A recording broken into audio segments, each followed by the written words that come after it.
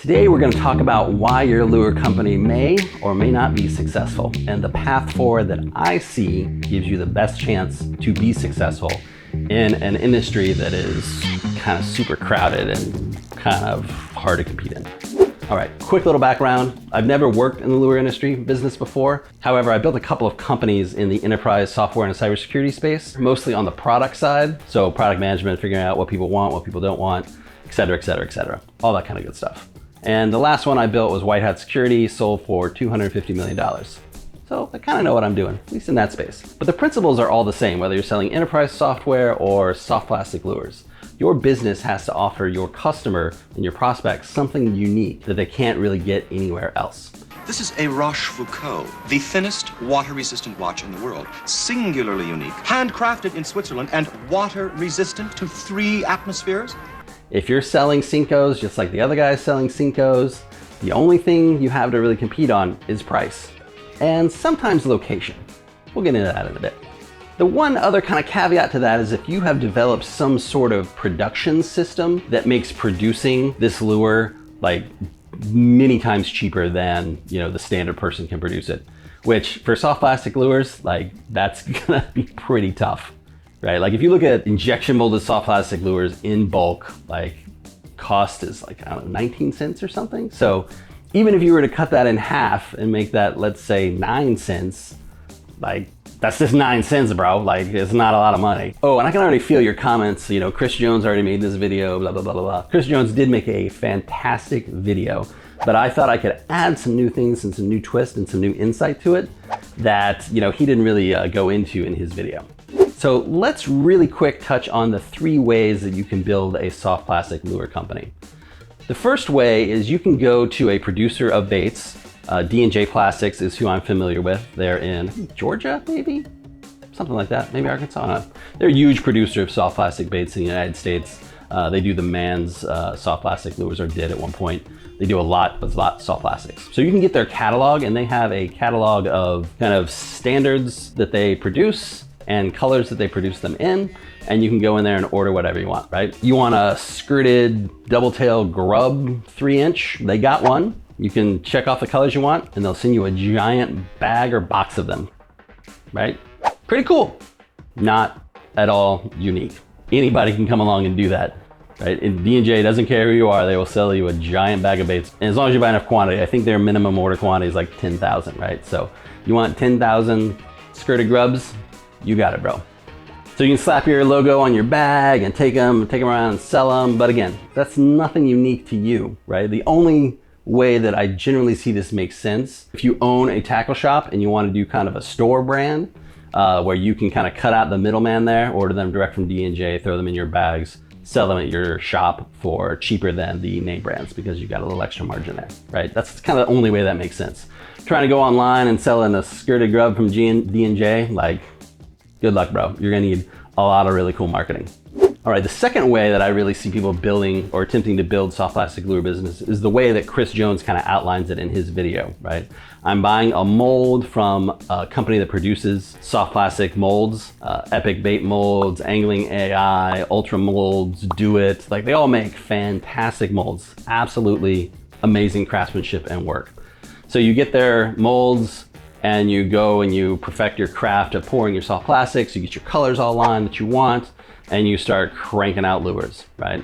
So what is the unique value proposition you have there?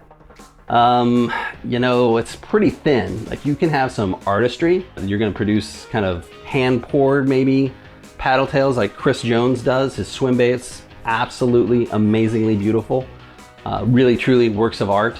But that's where you're competing. You're competing almost against Chris Jones in reality, right? The internet levels the playing field. Now, maybe you have a local shop you can sell them in, you can sell a few, but you're really limiting the amount that you can sell because it's only the number of people that come through that shop and the only ones that see your lure and buy it, right? So we're talking about building a little bit bigger business here.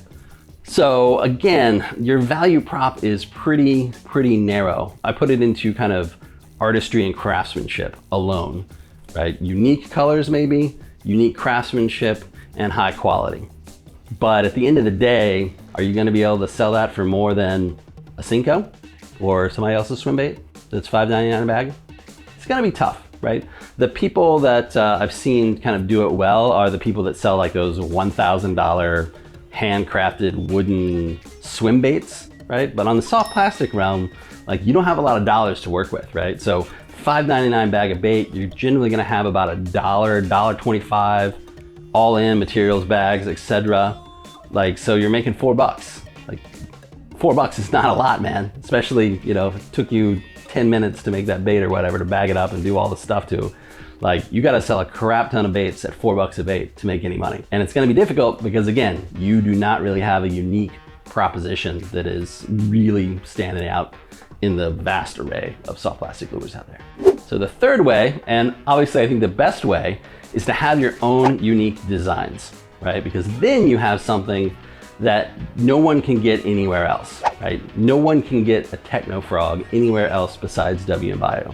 Now, maybe you don't want a Techno Frog. That's a totally different conversation, right? But at least we have a sustainable competitive advantage and uniqueness in the marketplace, because you can't get our lure anywhere else, right? You can't get it from Strike King, Zoom, Rapala, like no one has that lure, right? That's unique.